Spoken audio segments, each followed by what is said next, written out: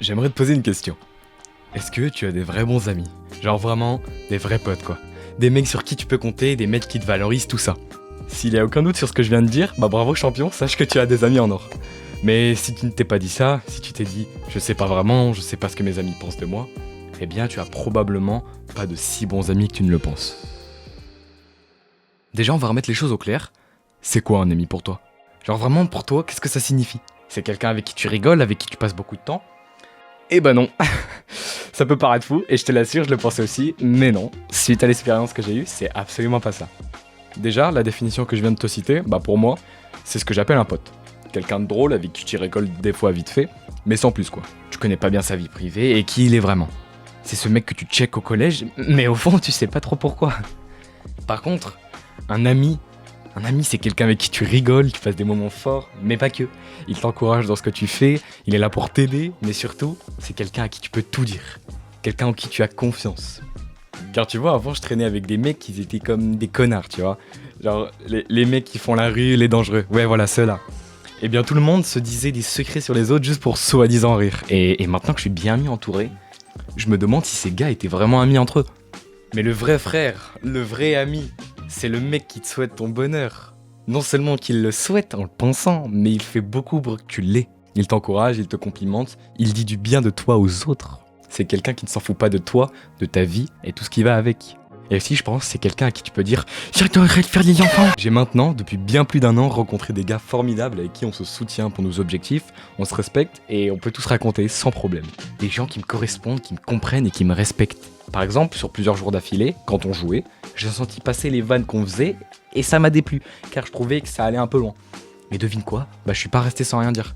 Et c'est la meilleure chose que je pouvais faire, car j'ai pu leur expliquer poliment ce qui allait pas, et ils ont compris et ils se sont excusés. Et elle est là toute la différence, car un ami respecte tes limites, mais un pote, lui, ne les connaît même pas, tu vois. Je trouve aussi que le souci maintenant, c'est que personne sait réellement ce que c'est l'amitié. Et on finit par passer trop de temps avec des personnes néfastes avec qui tu n'as rien à faire. Si tu traînes avec des mecs qui insultent, qui sont agressifs, qui ont zéro respect, désolé de te l'apprendre, mais tu finiras par les ressembler.